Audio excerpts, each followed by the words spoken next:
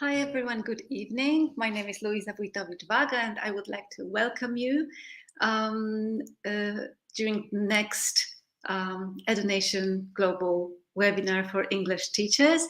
I will be super happy and super grateful if you are so kind and say hi in the comments so that we can see that there are people there. You can tell us how you are, where you are joining us from. If this is the first time for you watching us, I would like to say that EduNation is originally based in Poland. We cooperate with a lot of teachers in Poland and a lot of teacher trainers in Poland and around the world.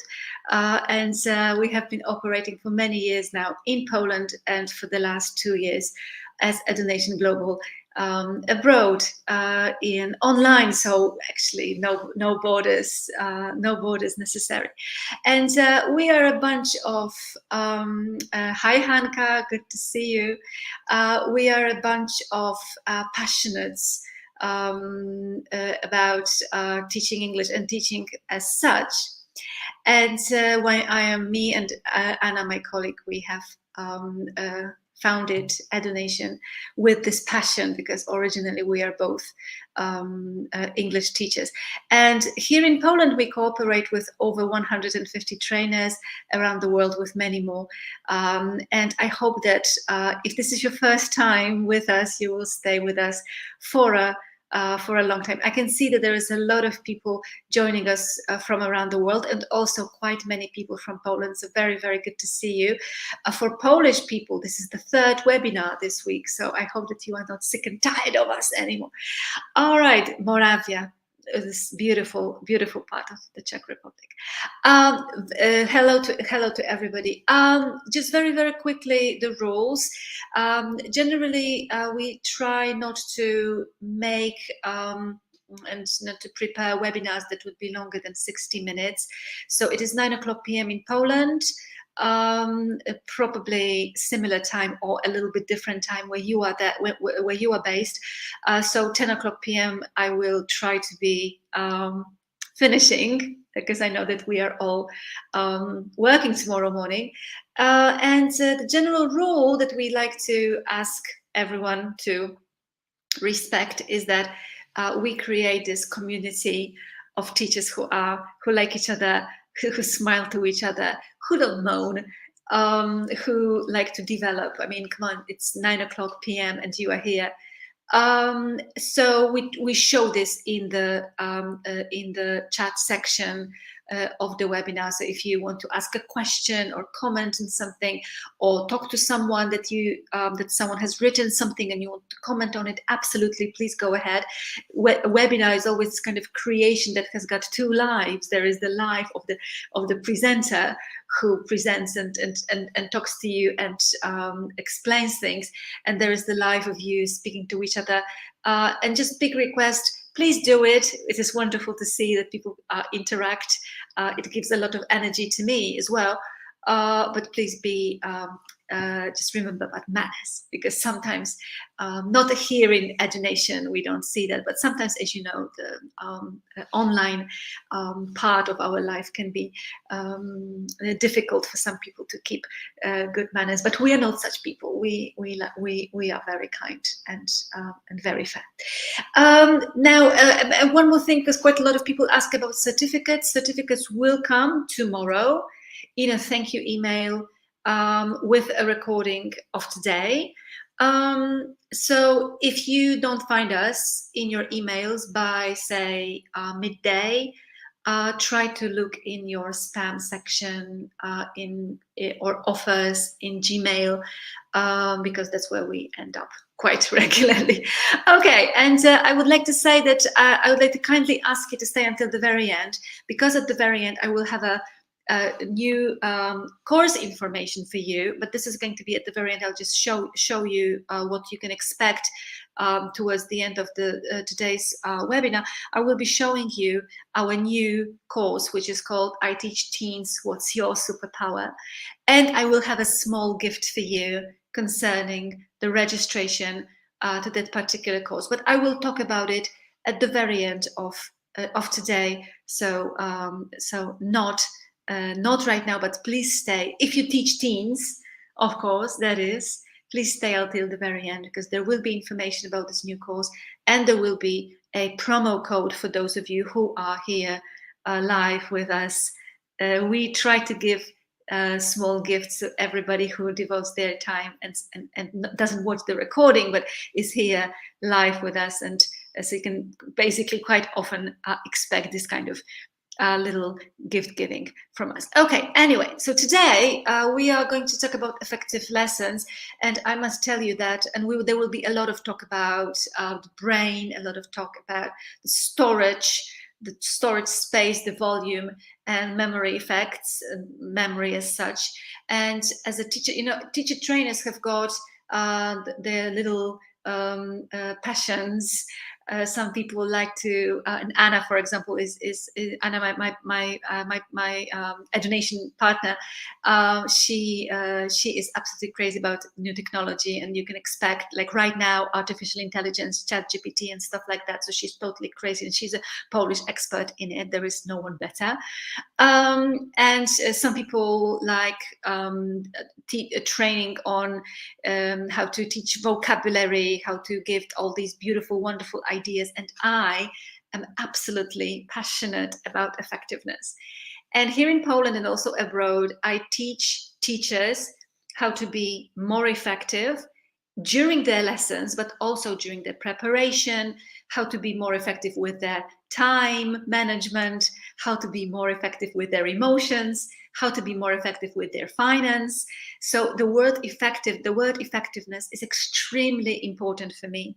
And it's my absolute hobby.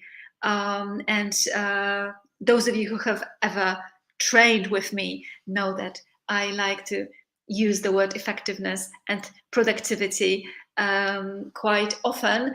Also, just to show teachers that we don't need to work as hard. We can work a little bit less hard. There is no sin in working less hard and have the same effects.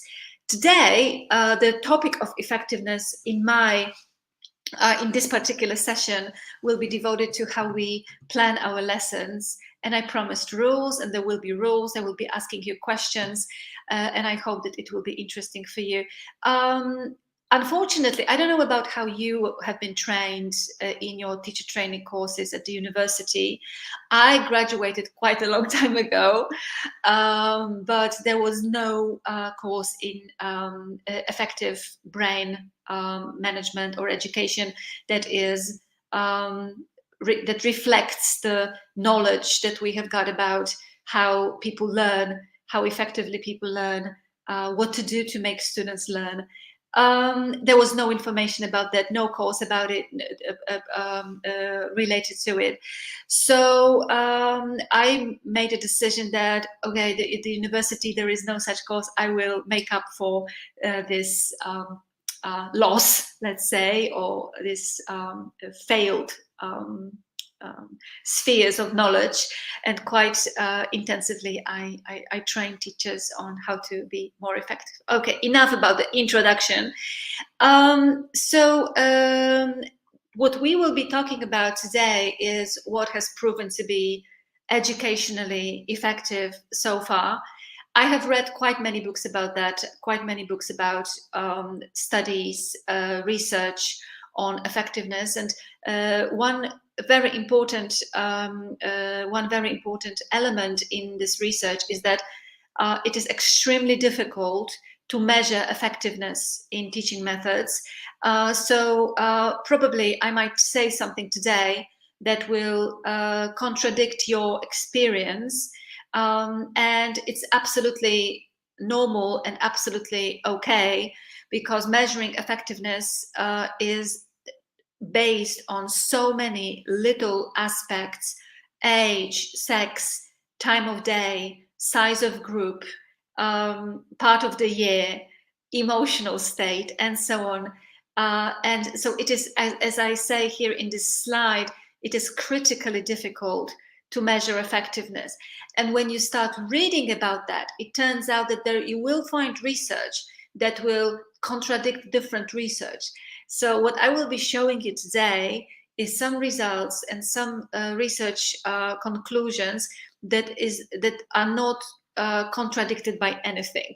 So I was trying to find those that there's actually no argumentation against, and this is what we will be talking about today very much. So we will, as I say, we will talk about the brain, and the first question, the rules related to this first question will be connected with the different types of memory that we have got. And unfortunately, when I observe, I quite often observe teachers at work. And I help teachers and I help directors of studies to look at what the teachers do, or to plan the processes. And unfortunately, I can see that quite a lot of teachers don't really pay attention to the strength of the let's say synaptic processes that are going on in their students' heads, to the synaptic connections. We cover the material, we cover the pages, the exercises quite quickly, which I can of course understand. For example, here in Poland, we have got a national curriculum which is very intensive, and teachers don't really have, or they think they don't really have that much time to come back to things that they have already covered, to come back to exercises, to recycle, to do the retrieval practice, which is crucial in education and in long-term memory. So we do some elements, we cover some elements, and then they are over and done with. We never come back. Of course, this is probably quite big generalization, the one that I have just said, but especially with ages of younger teenagers and teenagers. And I'm saying this because I will be showing you the course I teach teenagers, which is superpower. Especially with this age group, we seem to run. I don't know, you can share with me your comments about what it is like in your country, or those of you who come from Poland, whether you agree with me, or if I'm not saying something that is against the Polish truth. But we run with the material, we run with the exercises, and we don't look back. And unfortunately, the brain does not like it. And your teachers, your teenagers or your students, doesn't matter really what age, brains don't like that run. They like to come back. They like to retrieve. I mean, they probably wouldn't say that they like to retrieve, but their brains like to come back. Their brains like to retrieve. Their brains need it to make the knowledge and the skills for long.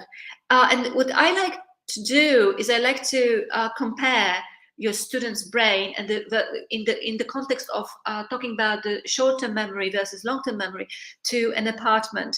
And I don't know what your apartments look like in your countries. In Poland, very often we have got quite narrow hall when you enter someone's apartment. It's not always, but quite often we have got quite narrow hall.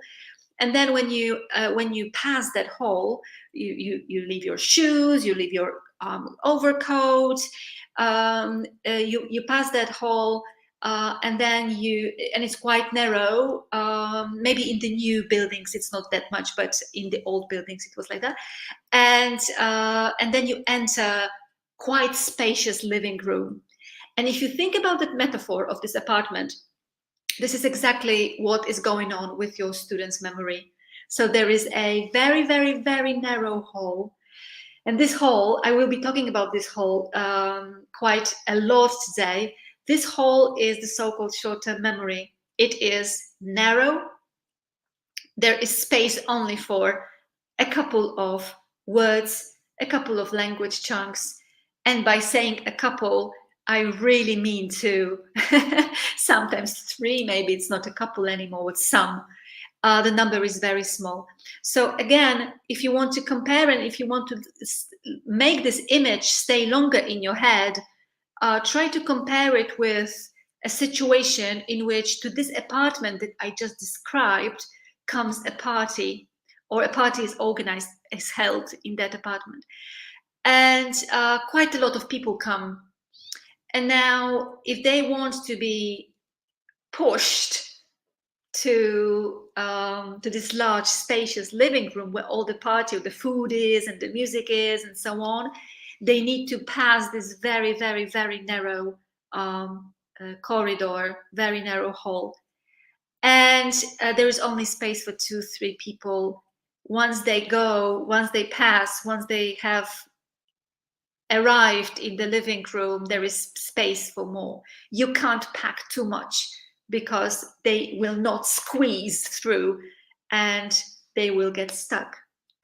I love this metaphor, and I think it brings this image in your head of really what's going on in your students' brain. So you need to plan wisely. You need to respect the rule of less is more, because the less you give your students at one go, the more chance you give them to remember for longer. Short-term memory is the so-called working memory. So if we don't do enough work around this corridor, this hall, you can say goodbye to the words, you can say goodbye to the language chunks. The long-term memory, you will probably remember, most probably, once the language is there, you will most probably remember forever. And now, I don't know if you have had this situation or this experience I have of thinking that I have forgotten a language. I used to be a very, very good German speaker. When I was at the university, I studied both English and German, and I was a very good German speaker. But then life, situations, work, and so on, has directed me very much towards English, not towards German. I had not spoken German for a very long time. And then came a situation that I could go skiing to Austria, and then I decided to maybe return to lessons and just, bring my language back.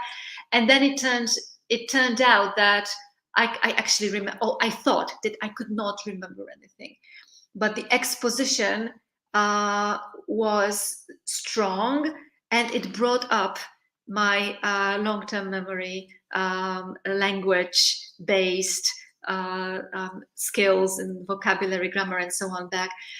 So once, and this is a proof, and I'm sure that you have got such experiences and such examples in your lives too. You can write them if you wish, and it would be wonderful to share these comments.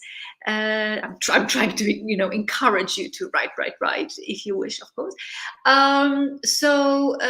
This example shows that really once something is in your long-term memory and you fail to expose to that language or to that knowledge, it doesn't mean that you have forgotten. It means that you probably will need some work, but it will come back. And if it comes back, it doesn't mean that you learn it again. It means that you just bring it up. So this is what you need to do with your students. Work on your short-term memory, and I will be showing you in a minute what to do about that.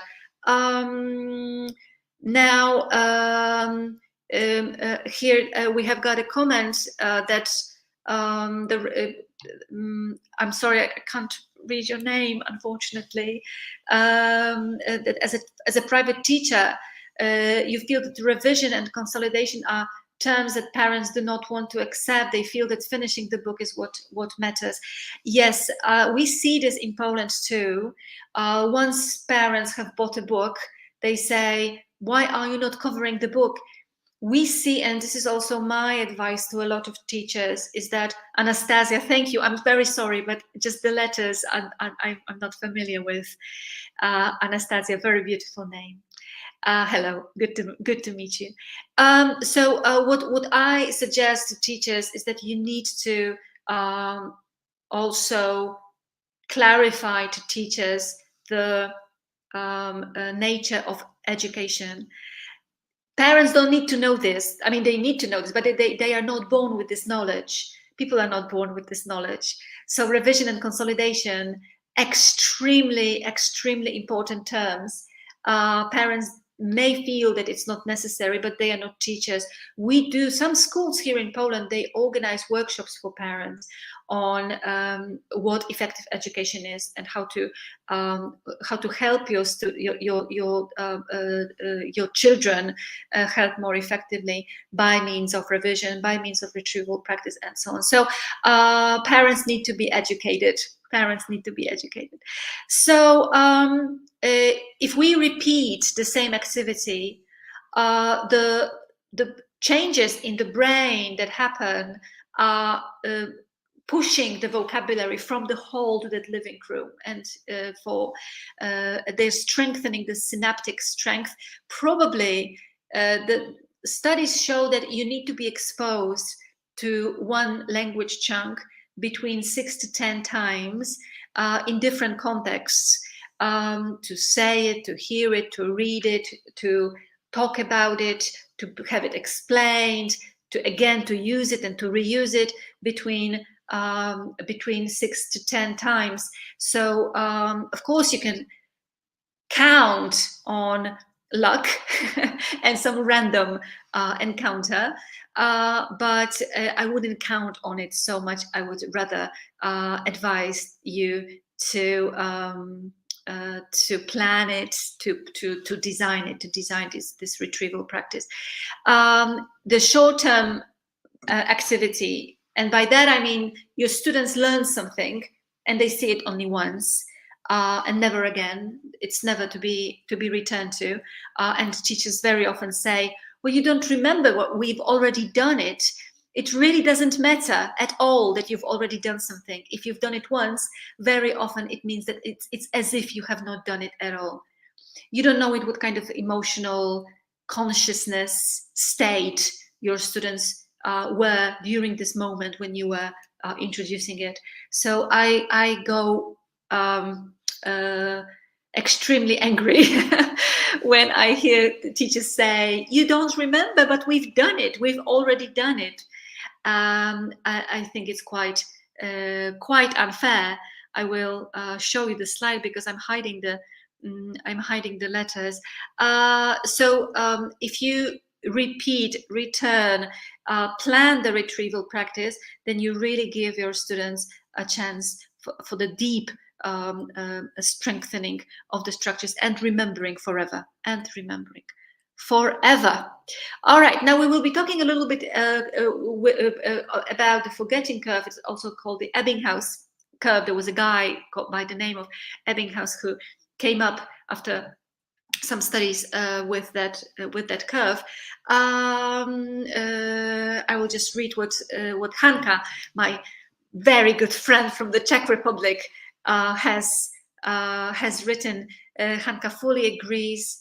The fact that they have heard something doesn't mean they know it well, and they can use it independently. Absolutely, Hanya, absolutely. All right. So, what do you know about the forgetting curve? And this is what we will be talking about, and this is also very much related to repetition, revision, retrieval practice, and so on. Now, what Ebbinghaus showed with after his studies was that now I will need to explain to you a little bit what this graph shows. You can see different curves, and the thickest curve is gray, and this is how our memory falls if we don't repeat. So when you introduce something, people remember everything by 100%, and then you've got 30 minutes, 60 minutes, 1 hour, 9 hours, 1 day, 6 days, and 31 days. And if you don't repeat, if you don't review, Ebbinghaus measured that people remember only about 20% without any revision. I think it looks horrible, but I still think it's quite optimistic.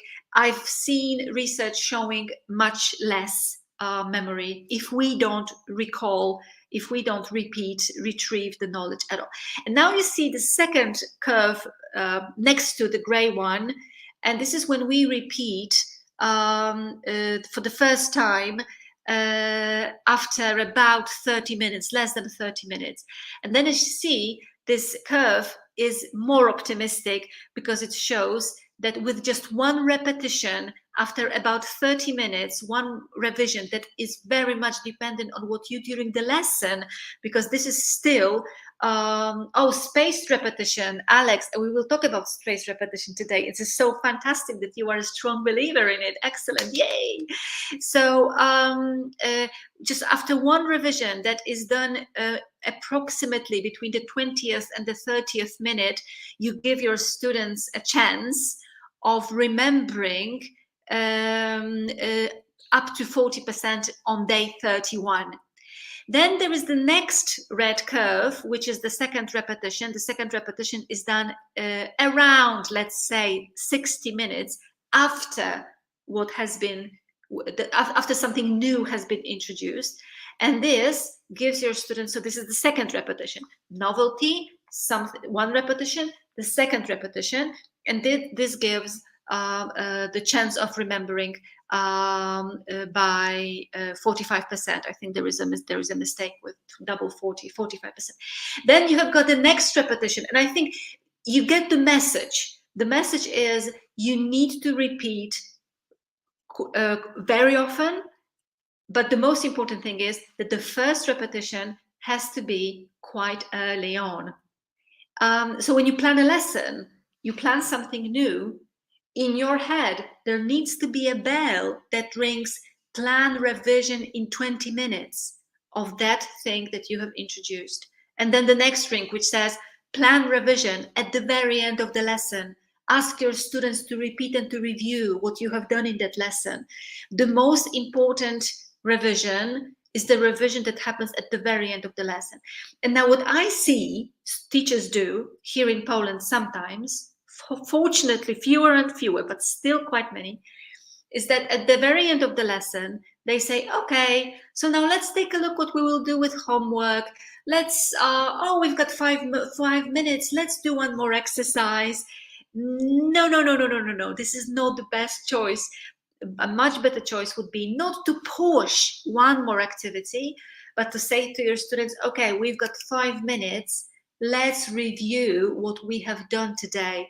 Tell me, do you remember A, B, C? What was D? What was E? Build dialogue with A, B, C, and D. How do you remember? What was difficult? What do you still need to be reviewed? And so on. This time, the very end of the lesson, there are two moments which are super crucial. One is the beginning and one is the end. And I will also talk about it in a moment because there are these memory effects related to these moments. So please remember, and Anastasia, I will address your comment. Maybe you would like to explain to your parents, not to your parents, but to the parents of the kids that you teach, that there is the so-called forgetting curve. Sometimes it's called memory curve or the Ebbinghaus curve, that shows that your students need to review, need to go through that retrieval practice again and again and recycle, because otherwise the money they spend on because I understand that you are a private teacher, on those private lessons is lost. And it's not lost because you are a bad teacher, but it's lost because the parents, who are the payers, push you to move faster, stronger, and to complete the course book. So I hope that this is helpful. So the short-term memory is extremely limited in its volume. Please remember, if you introduce new things, please remember that the short-term memory is extremely limited in volume. And still, if you've got strong students and you give a lot of new language chunks, vocab, grammar bits in a lesson, those strong students will be fine. They will handle it. But the weaker students, and we typically have a mixture, we've got those who are extremely strong and we've got those who struggle. So that the struggling ones will struggle even more if you push too many. I remember those lessons when I was a teenager, when a language teacher came and she had a list of 45 words for us to memorize. And then she was expecting us that after like some time, I don't know, one day we will remember all of them and we will be able to practically use them, put them in sentences, build dialogues, and so on. And maybe after one day we were able to do that, but after a week, no one remembered at all what was what was on that list, or maybe one or two words only. So it is much better to divide these lists into small chunks and do them regularly. Show your students how to plan this education, how to plan this, so that this part learn on Monday at 8 o'clock, this part learn on Monday at 3 o'clock, this part then review, and this part on Tuesday, this part on Wednesday. Maybe they need this kind of organizational help. I see that students really don't know how to learn, so how to study effectively. They need teachers' help. So maybe if you have this horrible list of 45 words, and you need to, because there is this need in curriculum to so that the students know them all, learn them, teach them, sorry, how to learn them effectively by division, by spaced repetition, retrieval, and looking at them and having exposition to these words every day or a couple of times a day, and not just once a week or once a month. All right. Hannah, I think, Hannah, you are from Poland, yeah? Unfortunately, I've met parents and teachers with an outdated mindset. That's, of course, everywhere. I agree with you. Believing that it's all up to the students.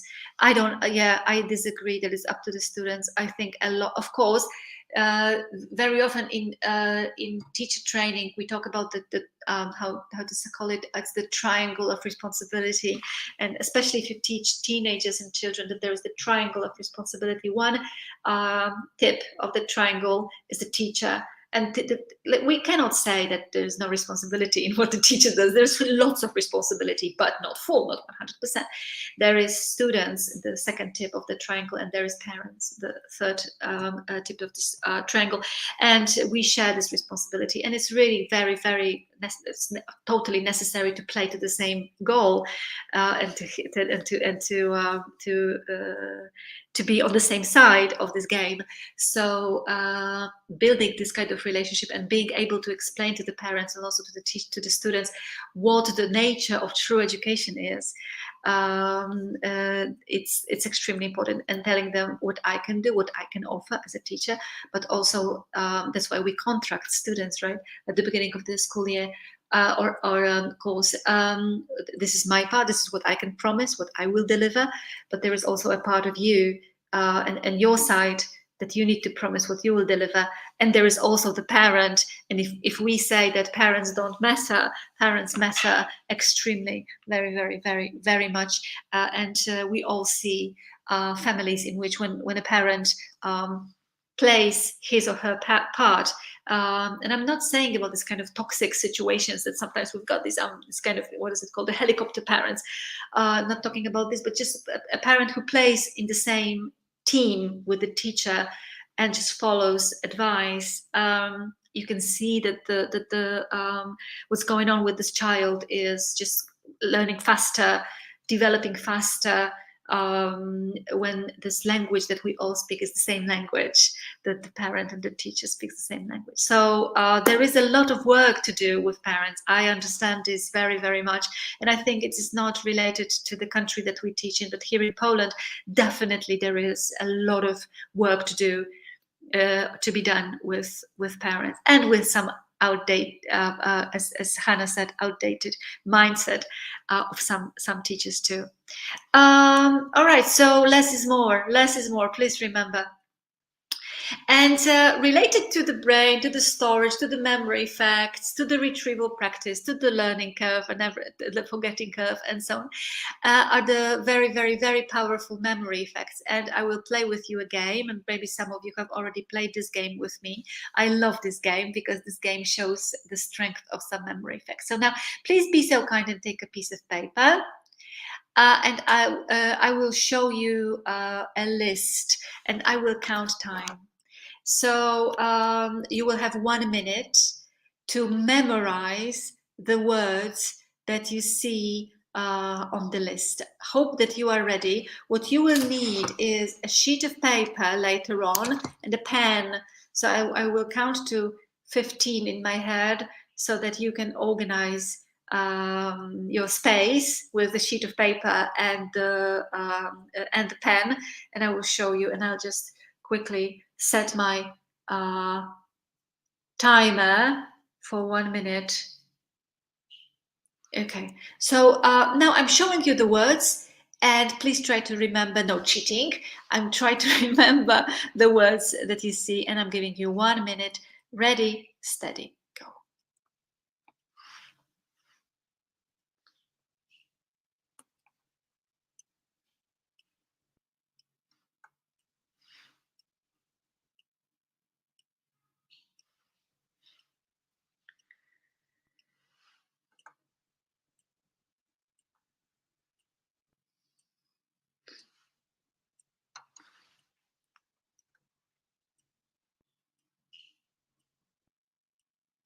30 seconds left.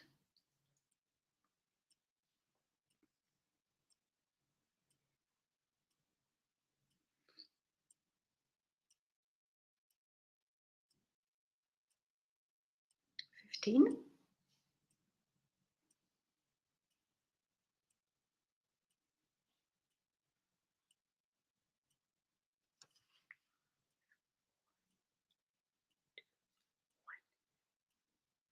Okay, we're done.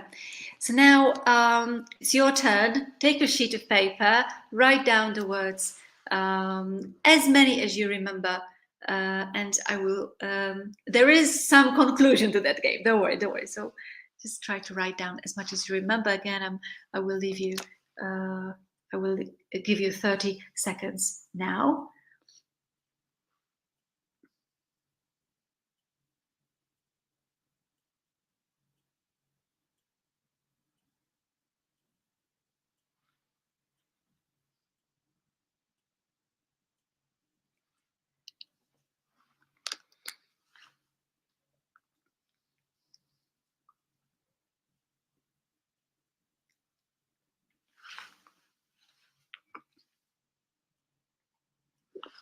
Okay, so my experience says that you should be finishing. And all right, so this was the list. Now, what I would like you to take a look at is, first of all, how many of the first 5 words did you have, or rather, have you had or have you written at least one of these 5 words? Sun, pen, fall, and look. So just this is the first question. The second question is, how many of you have had at least one of these last 5 words? 1, 2, 3, 4, 5, few, etiquette, 2, street, and liver. So take a look. The next question is, how many of you have had the word to written down? There is a word to here, and there is a word to. So this is the third question. How many have had the word to? And the last question is, how many of you have had the expression Queen Elizabeth II on the sheets of paper? So you can share with me your comments. The first 5 words, at least one of these 5 words. The last 5 words, at least one. The to, and Queen Elizabeth II. Typically, each person who does this activity, at least in 1 or 2 of these categories, says yes. And it has never happened to me that someone would say, oh, none of these. Bruce, I don't think, okay, all right, Bruce, thank you for your comment. Bruce has written that he had Queen Elizabeth II because he's British. I think everyone had Queen Elizabeth II, and it doesn't matter what nationality we are, and I will tell you in a minute why. This exercise, this activity, is, in my opinion, extremely important from the point of view of someone who is designing a lesson for their students, because it proves 4 memory effects, which altogether are called, the combination of these 4 effects is called the von Restorff effect. This is the woman who came up with this combination, was called Hedwig von Restorff, and she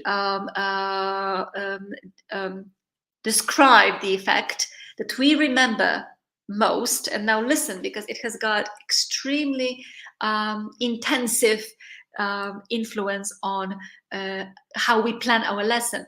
The most important things that we remember, things that we truly remember, or remember better, maybe that's remember better, is what happens at the beginning.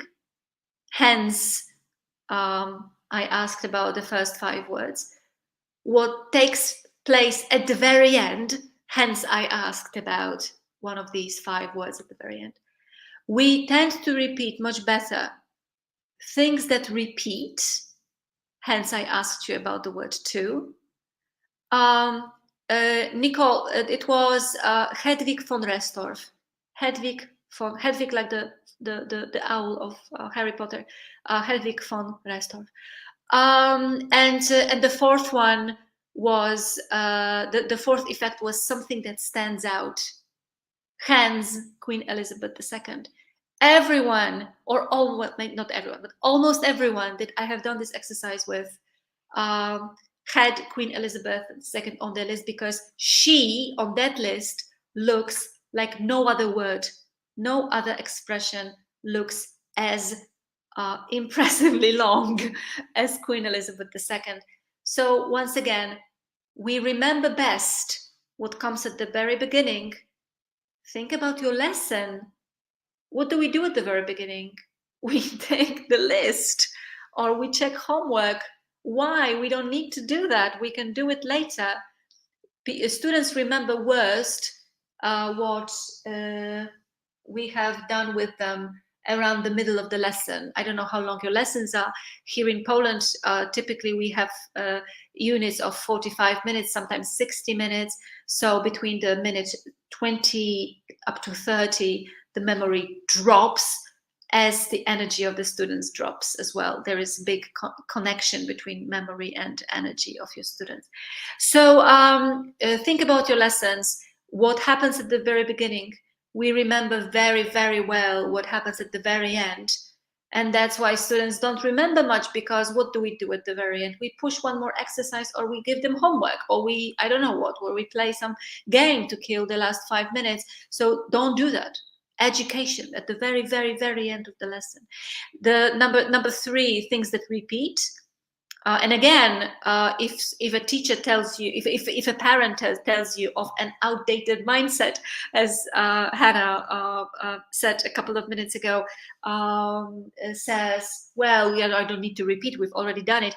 This is not true. There is a checked and researched memory effect which says we remember better what has been repeated many times. I think it's pretty obvious, but we still need to hear about that, right?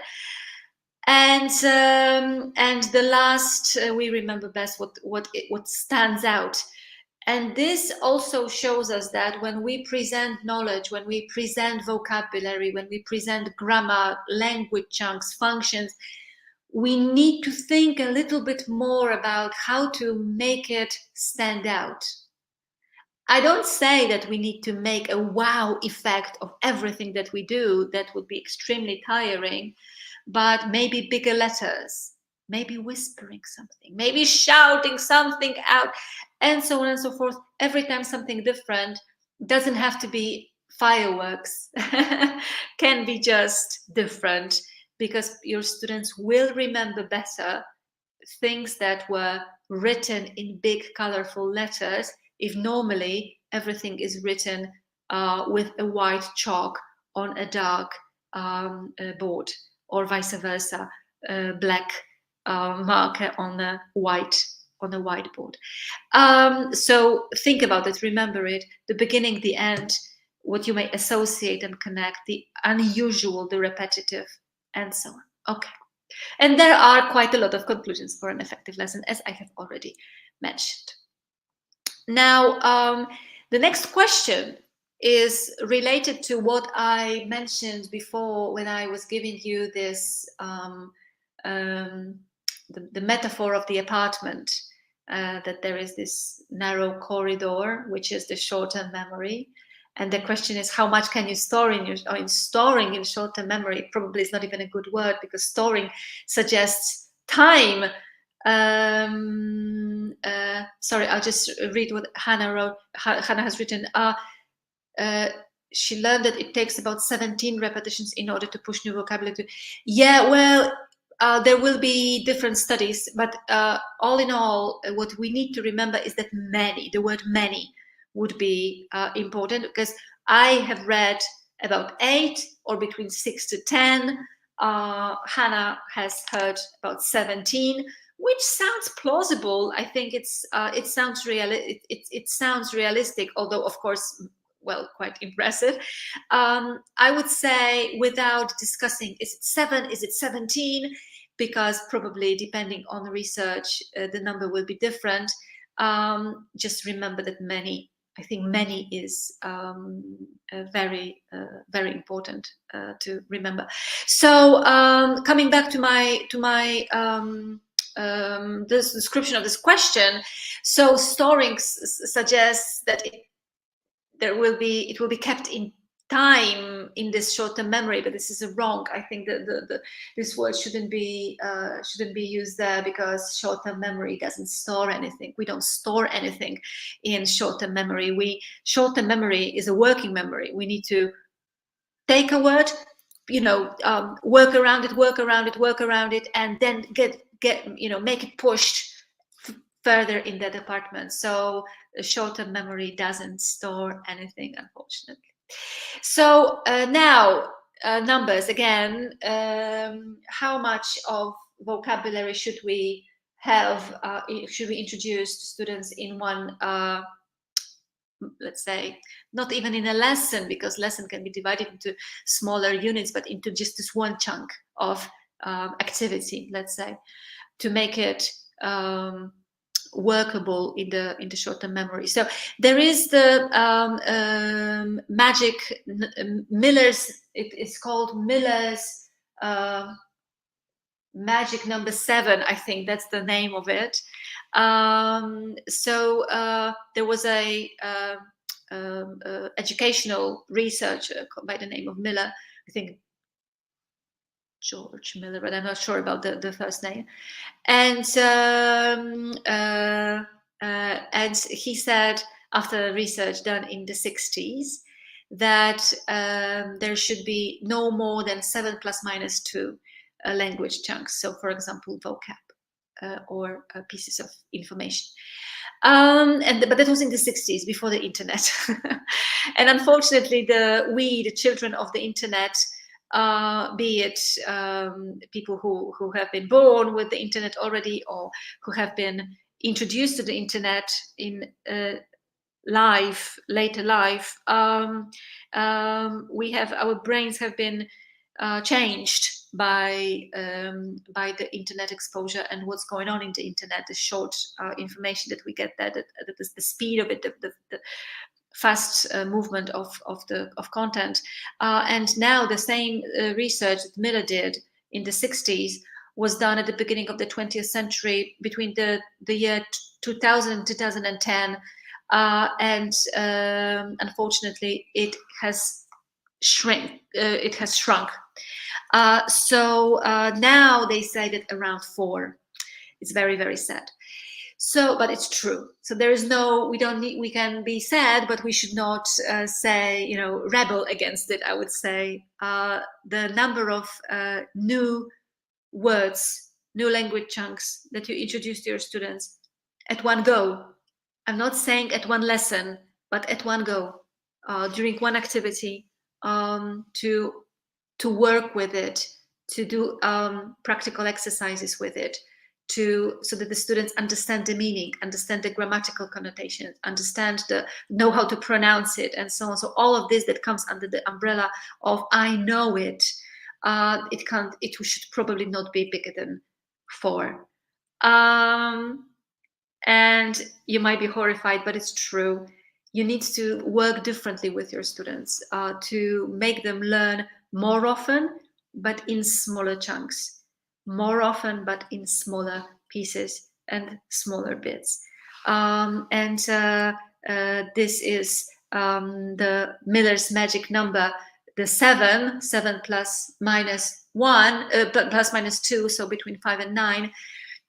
But again, remember, it was in the 60s, and then the second researcher by the name of Cohen, his conclusion was that the number should actually be around 4. Of course, I need to say a word of comment. Depending on what kind of students you've got, you may have very strong students with very strong memory, very good memory, and these numbers will not be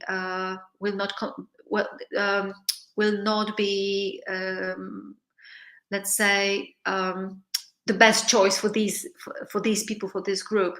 Of course, you will know it only after some lessons, some meetings with them, some encounters. I would suggest that the beginning of your let's say experience or adventure with a group, with a class, rather let's expect that it's more towards those numbers that I'm showing, rather than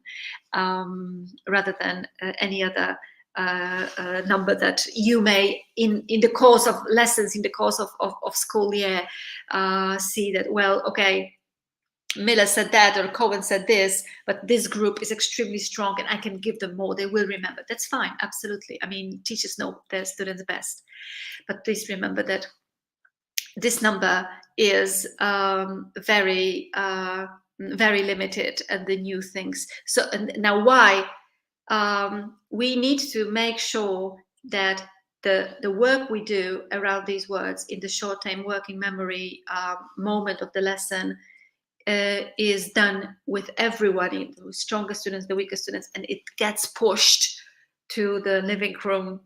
Remember my metaphor. And please remember that again, measuring the effectiveness, and this is, I started with this, and I'm going to close with this. Measuring the effectiveness of your teaching methods and techniques is critically difficult, but pay attention to it and measure your effectiveness. Very often teachers don't do it. Very often teachers are not concerned with being so focused on the school curriculum, the tests, the problems. So I don't blame teachers, by no means. I'm a teacher myself, but your effectiveness is extremely important, and being aware of my choices, the choices that I make, the way I design my lessons, from the perspective of what really stays in those heads, is extremely, extremely crucial. Now, thank you very much for your attention. Thank you for your comments. I promise to you that I will tell you at the very end about the new course that we will be offering in English. A lot of you have been asking, because we have some courses in English, but all of them were presented to you and offered to you early this year and last year, and there finally is a new fantastic course for English teachers, and it's called I Teach Teens, What's Your Superpower? I will show you something, and then I will show you a fantastic promo code that we have got for you. So wait until the very end. Now, this is a course that we have prepared with me, Anna, and 4 different teacher trainers. It's for you if you teach in private language schools. It's for you if you teach teenagers in public schools. And these are the five wonderful instructors. Me, wonderful instructor, Aleksandra Kiełtucka, Ewa Toretko, Anna Popławska, that I'm sure that you already know, and Paulina Dolenga. And we will be discussing, I have conducted needs analysis among teachers of teenagers. And so the topics that you see are the result of this needs analysis. The key differences between teaching teenagers and other age groups, understanding the teenage brain and the storm that is happening in that brain and what the implications for the classroom are. There will be a session on what is really inappropriate behavior in a teacher classroom and what strategies to prevent it and manage it. Anna will be talking about the new approaches in teaching teenagers. There will be CLIL, there will be TBL, so the task-based learning. There will be the flipped classroom, which I am a total advocate of. I love the flipped classroom. Alexandra will be talking about designing lesson objectives, planning successful lesson. Paulina about presenting and practicing language in a teenage classroom, extremely practical. All of this is not theory. What we do is we give ideas, activities. Evaluating digital tools in the language classroom, helping learners develop necessary skills for the 21st century. Anna also will show you bringing the real world to the classroom. Paulina, how to evaluate progress through homework, tests, and self-reflection. And then I will come back showing you how to create a lesson that is diverse, equal, and inclusive, things which for me are extremely important. And Eva will show you the top tips for teenage classroom management. And then two of us again. Eva is the expert of fun in the classroom, so she will be showing you fun ways to improve language skills. And I will tell you how to improve parent-teacher communication. And now, if you take a look, we have just started pre-sale. So right now, if you buy in Poland, the course costs 249 PLN. If you buy it from abroad, 53 euro. But, and now comes the but that I told you that will be. We have got for you, for those of you who are with us live today, only for you, the other registered participants won't get that code. We've got promo code teens 2023 written together as one word, so don't make any spaces. It doesn't matter if you write teens with capital letters or small letters, it doesn't matter the font size, but just that you put it together, don't make any spaces. Teens 2023, you will get 50 PLN off or 10 euro off that price until midnight. So I hope that that this will be a nice gift for you. Now I will quickly tell you about the dates. The course starts on the 30th of September, so still a lot of time, but the prices, obviously with the time, the prices rise. And you get on the 30th of September, you get access to all VOD training sessions for 10 months. As those of you who have already had contact with our courses, you know how it works. I'll take a look at your questions. If there are any questions, thank you. All right, excellent. All right. So I hope that this was interesting and instructive for you. If you like this style of teacher training, I'm sure that you will love the course. I will paste the address so that it will be easier, the web page address, so that it will be easy for you to click and to take a look what we got there. Remember about the promo code teens 2023. It is valid until midnight today, so don't miss it. Thank you very much, and I will see you again in July, I think on the 9th of July, if I'm not mistaken, with a new webinar. Take a look at edunation.global. There is the next webinar in July already there, so you can sign up and I hope to see you again in July. We never stop. We don't stop for summer, so you can see us. And of course, those of you who speak Polish, Tuesday, as always, the webinar in Polish. Thank you very much. Have a wonderful night, and I hope to see you in the course. I teach teens. What's your superpower? Good night.